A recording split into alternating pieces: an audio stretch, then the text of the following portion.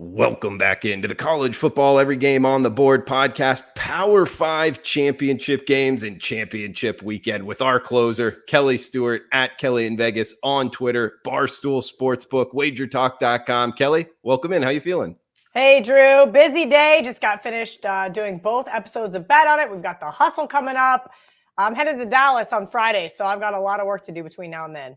Fun weekend, Big 12 championship game, trying to be the spoiler for the conference. We're going to get into that one, guys, but we do have a Friday night matchup here in the Power 5.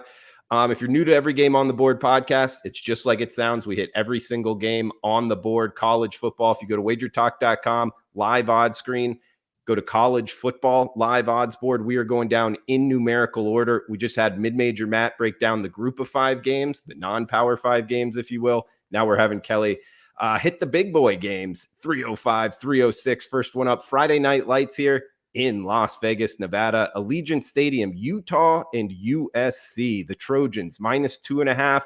There is a -3-point favorite out there. 68 being the total, up and down. That's what the odds makers are saying. Kelly, what are you thinking? Pac-12 Conference of Champions championship game. God, I'd love to take the 3 with Utah here. I actually laid it with Utah the last time these two met in Salt Lake City. Utah got the win, but not the cover. I've been betting against this USC team all year long, including last week versus Notre Dame. If you look at the stat box, Drew, I won that game. You look at the final score, not so much. USC has benefited so much off of turnovers this year, plus 25 in the turnover margin category. Like it's just unprecedented. So I'm not going to step in front of that train again here against the spread. I just can't do it. I do think Whittingham has a really solid defense with this Utah team. Neutral field, as you mentioned in Las Vegas, is going to be absolutely rocking. Both of these teams should travel really well. I'm going to pass here, slight lean towards the over. I know that sounds kind of crazy. Joe Ranieri just gave out the under 34.5 for the first half on Bet on It as his bet for this game. And I kind of lean that way, but I do think it gets opened up here in the second half. Again, passing on this one, but I have a feeling I'll be at least rooting for the Utes to play spoiler here.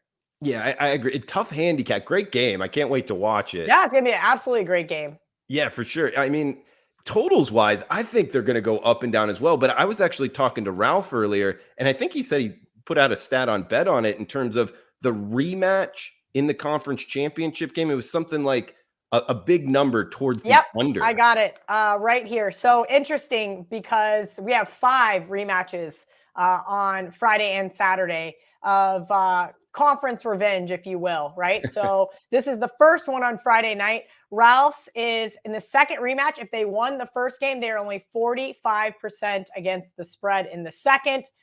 And if both of those teams are off wins, which Utah is off a win over Colorado and USC is off a win over Notre Dame, it is 65% to the under. That is some TNA from Bet on It from our good friend Ralph at Cal Sports LV. 65% towards the under. That's a pretty good percentage there, guys. So watch out for that. I did project it to be high scoring, but after hearing that, might kind of pump the brakes on it. And Kelly, that's kind of how I felt as well there, Drew. Joe Ranieri likes first half under. Again, maybe take the first half under in game. Hits, look towards the second half over here.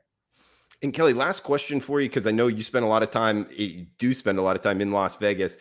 Las Vegas, pretty much halfway in between Salt Lake City and Los Angeles. It's part of the reason why Las Vegas has had so much growth, because back in the day, before there was really cars and everything, that would be like the halfway mark between the two big cities.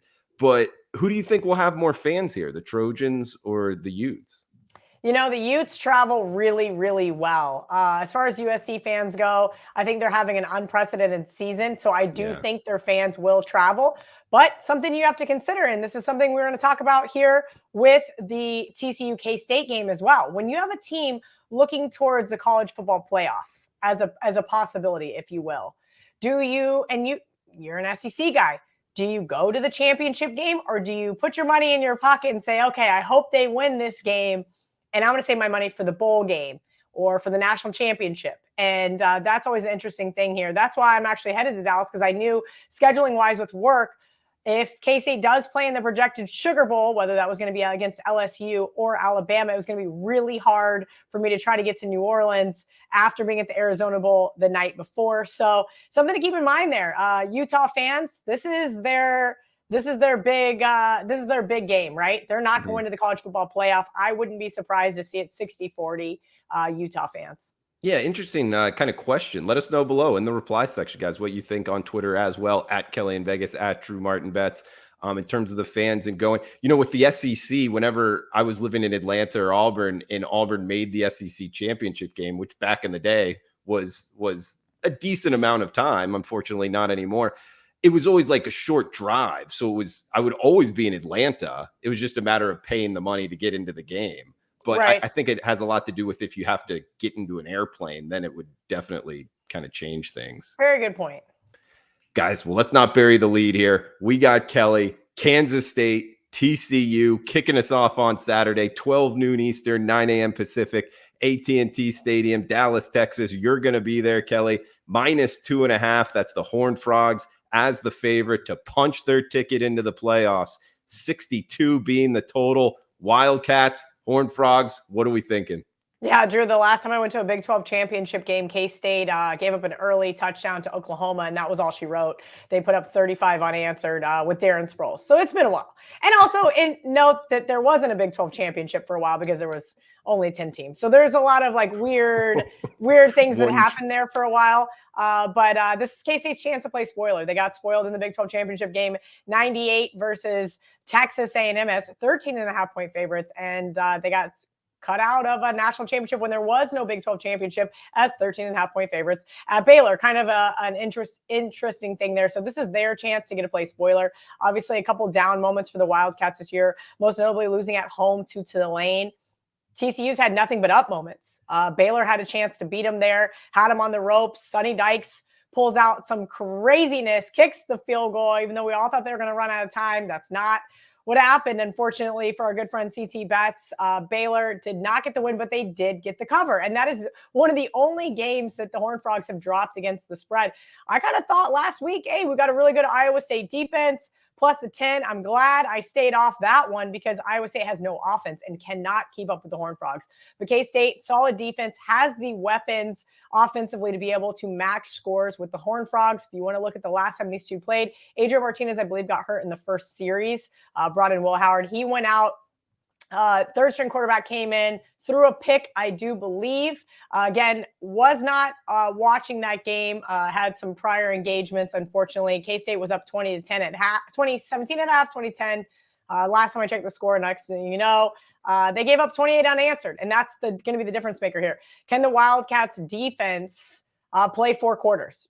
Max Duggan, hey, congrats to him. He is 4th quarterback in the nation as far as passing efficiency goes. 29 touchdown passes, just 3 interceptions. This is going to be a knockout, drag-out game. I made it a pick 'em on a neutral field.